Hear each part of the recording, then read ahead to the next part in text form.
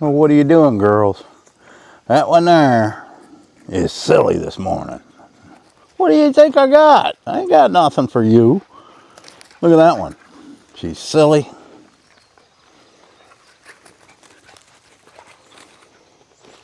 Well, I'll get you. I'll get you. She is full of it. And then we got Miss Lily over there. Well, thought I'd do something different today and walk around for today's video. And these girls, oh, they are full of it. Look at this one. What is she doing now? Get her, Tilly. Get her, Tilly. Tilly's like, man, I don't want no part of that. Well, welcome to the channel, guys. Today should be a fun one. Have you ever had to take something to the pawn shop? I know. It's a last resort. If you ever need money, it's something you just feel embarrassed to do sometimes. But I will admit, I have done it. In fact, I worked for a pawn shop here, small town Arkansas, for 6 years. And let me tell you, that is an experience I will never forget. Because the things you see are like none other. It was interesting to say the least. Now, I said I have pawned things before. Real quickly, I'll give you a story that's pretty interesting. In 1990, I decided I'm going to go take a trip to Vegas for 7 days. Okay, 7 days. Nobody goes to Vegas for 7 days. But I did. And you know how much money I took? $500. I'd already paid in advance for the room at the Westward Ho. And I took $500 cash. I was broke 4 hours after I got there. But I had one of these newfangled camcorders. I paid like $1,200, $1,500 for it, something like that at the J.C. Penney. Yep, on credit. Well, I decided I'm going to take that down to the pawn shop, so I start walking. Now, this is in the middle of August. Another thing, you do not go to Vegas in the middle of August. It is hot. So I start walking. You know, Westward Ho, that's like in the middle of the strip, right next to where the Stardust was. I don't know what's the Mirage and the Treasure Island in that area. Yep. I walk all the way down, probably 2 or 3 miles, to where Rick Harrison had a pawn shop. That's right, the one of Pawn Stars. And guess who was in there? Yep, it was Rick Harrison. It was nighttime. Him and his father owned it. He wasn't famous then. I distinctly remember him because I remember we haggled for 15, 20 minutes. I remember him very well. And when the show came out, I'm like, how do I recognize this guy? Then it finally clicked, it was him. Well, I think he gave me $400 or $500 for that camera, which I was happy to get. And for the rest of that week, I just sat in the Stardust Lounge drinking gin and tonics for $1. Unless I played the video poker, then I got more.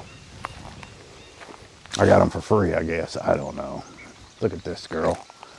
Just look at her. She's king. Are you king of the mountain? What are you doing up there in that pile of junk? Get off of there. There's sharp things in there. Get out. Look at her. What are we doing?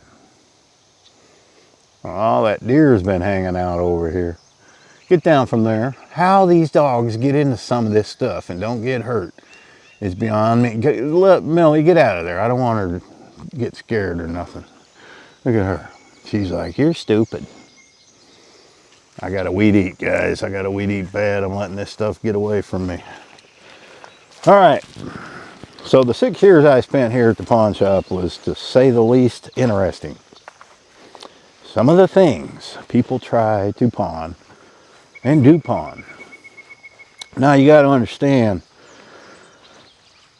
When you live in a town where the incomes are minimal, a lot of people do a lot of pawning. Some, it's a way for them to make it to the end of the month till they get their check, whatever it is.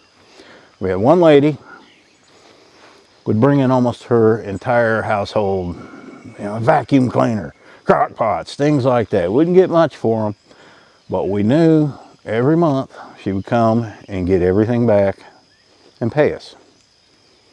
Yeah. Even though it was stuff that we didn't want, we knew every month this would happen. And if they hadn't brought it to us, they would have brought it to someone else. So you had that went on a lot. Then you also had the people that were stealing things and trying to pawn them. And really what happens is now they have what's called leads online. So every item that somebody brings in goes into a system, and police around the country can access that. And if it's stolen, if the detectives are looking for it, they're going to find it. And you have to have a valid ID to pawn anything. And so they get caught. Usually, almost always get caught, unless they're long gone. So you can usually, one thing about being there, working in a pawn shop, you can judge people pretty good. You can tell if they're lying. So sometimes there were cases where we would know right off the bat the stuff was stolen, and we'd go ahead and buy it. And then call the police. Well, police would go arrest the person. And then we would just, whoever the item was stolen from, we'd work a deal with them. They didn't have to pay, they just passed what we were out, I did not own this pawn shop. I just worked there. Now, the owner, like most pawn shops, he sees in dollar signs. And I didn't see that way, but we tried to help people out. But a lot of people will take advantage of the situation. We had one incident where a man, I'm trying to get where the best light is, guys, where a man brought in a ring. And the owner, quite greedy man, seeing that it was stamped platinum. Well, if you know anything about platinum, it's very rare that somebody even brings one in that's platinum, but it's very valuable, more valuable than gold. And without doing any research or asking anyone else, he gives the guy like $2,000 for this ring. I go to look at it and see, I had a lot of experience before with, me and my brother had owned a eBay store, which people would bring things into us. We would list them on eBay for them. And then we would take a percentage of what it sold for. Usually we'd get a pretty good profit and the people would be happy. So I learned a lot about antiques, jewelry, all that. I could pretty much look at gold and tell it was real gold, but sometimes you don't know. So anyway, he gives $2,000 for this ring. Platinum wasn't even spelled right. It was a horrible stamp job. It was not platinum. It was tungsten steel. And then he's trying to find this guy. And obviously the guy is long gone. Probably had a whole suitcase full of these fake platinum rings. So you have to, and we didn't have a way to test platinum. I guess the guy was good enough and conned him. So you really have to watch for things like that. People have even brought in lead blocks and painted them gold to think that would work. And then you're testing right in front of them. With that, it wasn't me who took it, but it was another guy. He just took a pocket knife and scraped the paint and looked at the guy, and the guy ran out the door.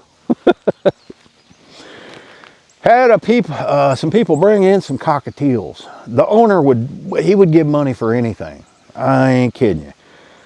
Cockatiels. And I'm sitting there, and this guy walks in with 2 cockatiels in a cage. Now, I am dead against having birds. I don't see any reason to have a bird in a cage. What fun is that? If you got a big place for them, yes. He gives them money for them.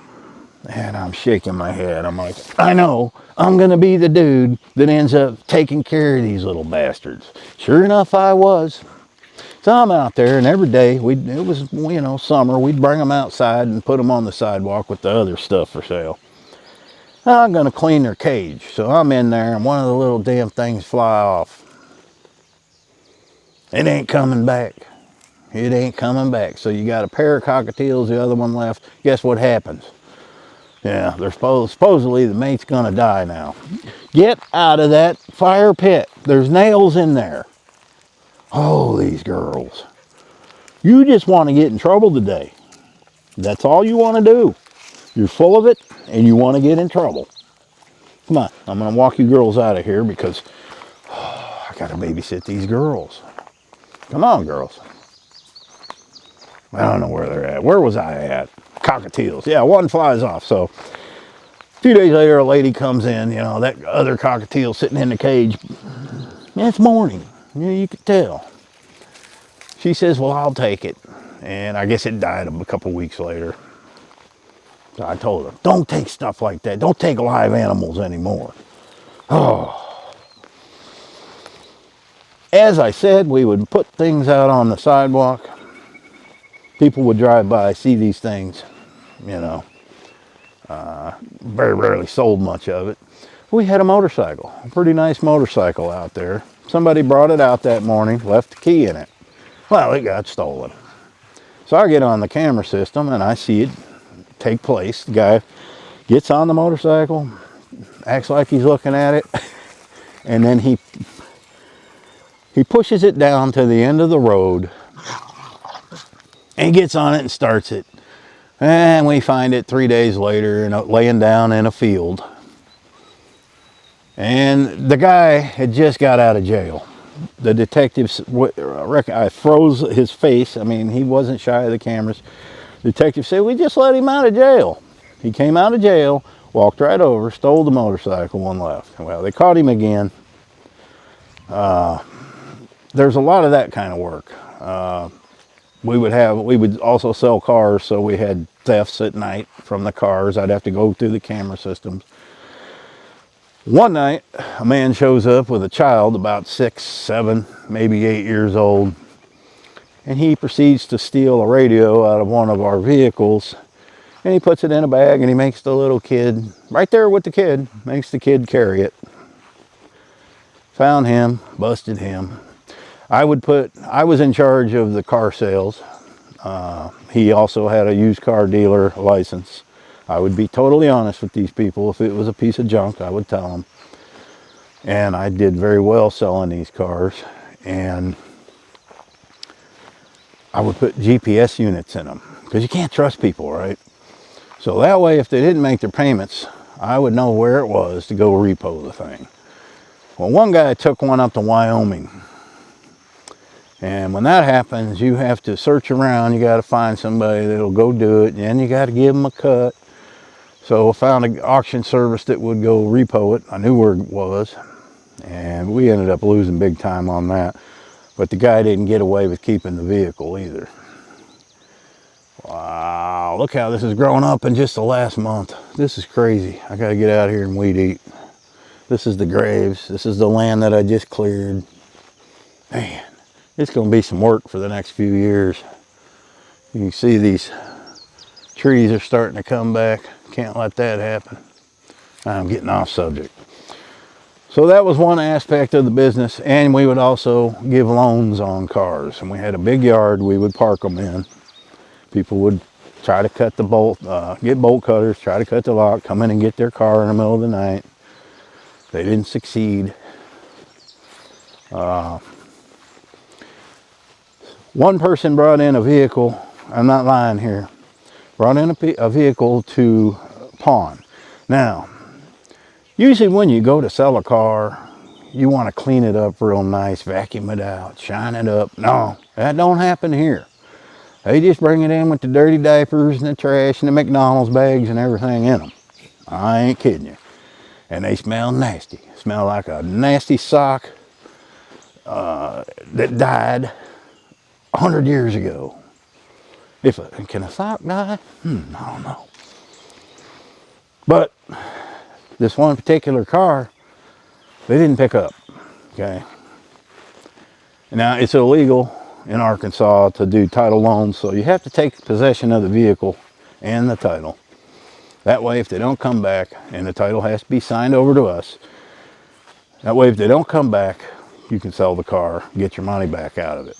Well, they didn't come back. So I decided I'm going to be the one, since I was selling them, to go clean it. In the back seat, under about 50 McDonald's bags and trash, various trash, was a fully established ant colony. I ain't kidding you, it had ants in it. They were living in there. That wasn't the worst one. Had another one come in, a Ford F-150. And I don't know what these people did. Actually, the guy had worked for us for a short time. I don't know what they did, but it stunk so bad you would almost vomit when you got in this thing. But that wasn't the big issue with it. It had roaches. We had to call Terminex. We had to call Terminex. I tried everything, man. Everything. Bug bombs, nothing.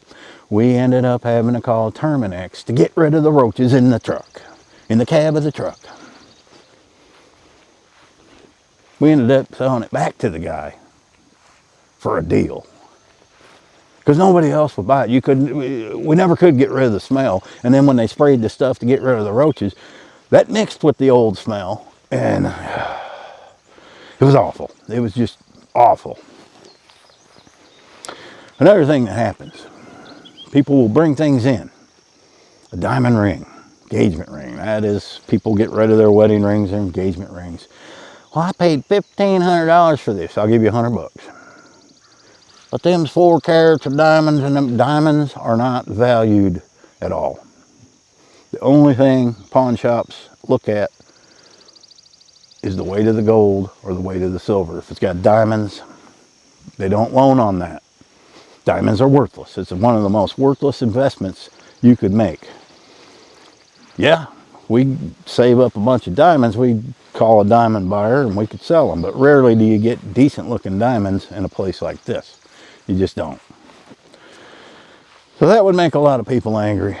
I'm like, well, you don't have to pawn it here, right? Pawn shops are in business to make money.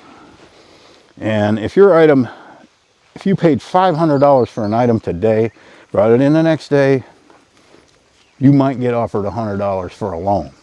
If to buy it, maybe a little more. They just don't, there's a lot of risk involved. Is it stolen? You know, if we buy something that's stolen, then you got to eat that. Most of the time, the police will take it. You don't get your money back. So you have to be very careful what you take. I'm trying to look, I got a little crib list here. But there are some things that you get that are unique. And one of these was a slot machine from like the 30s. A guy brought in. And don't know if it was stolen or not. You know, we hold things for a long time. And give him $50 for the thing. And it really didn't work right, so I took the back off and I got it working perfectly. I sold that thing on eBay for $6,000. I know. I got a good commission. Look at these two. I'm trying to do a movie. And you girls, they are just so full of energy. It's nice and cool out. It's been hot. Let's go get her. Come on. Let's go get this girl right here. I'm going to get you.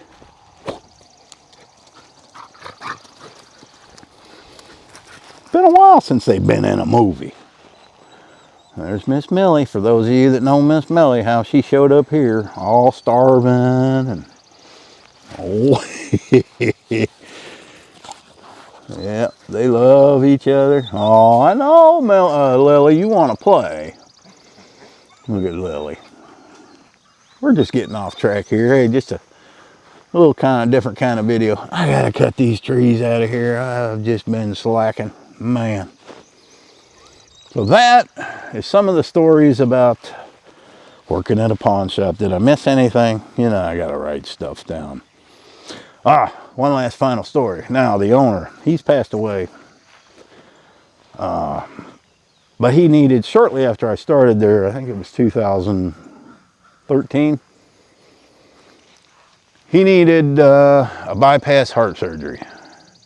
Well, being a business owner, he didn't have insurance, so he found a way to pay cash for his heart surgery. See, when people would bring in gold or silver, he took it all home. We would never resell that. He would take it all home and bury it. That's right. And he brought in like 50 or 60 big money bags full of silver coins, old ones, new ones, and had some buyer come in. And I think he got like $30,000 cash to put down on his heart surgery, because it was more than that.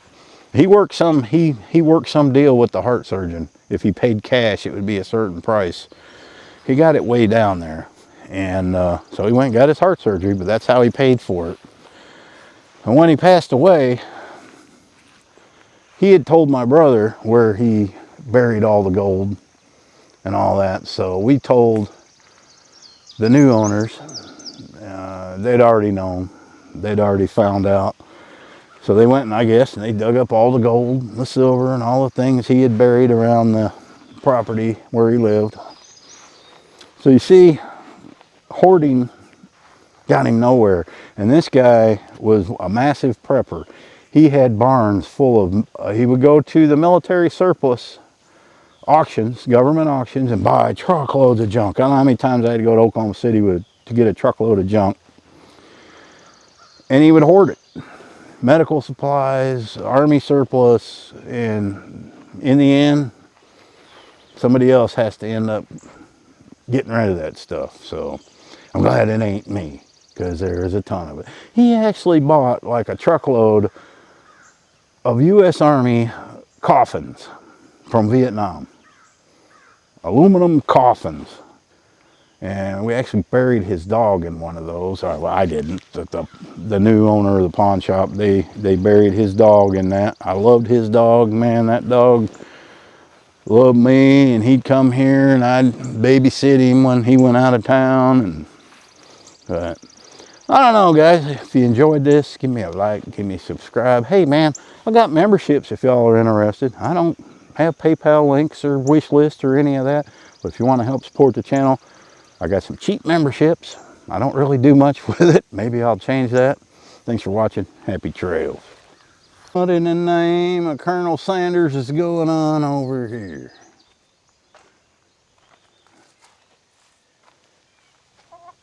Yeah? Why'd y'all lay an egg right in the middle there? Why? I don't want to hear back talk. Tilly, you don't eat bird seed, okay?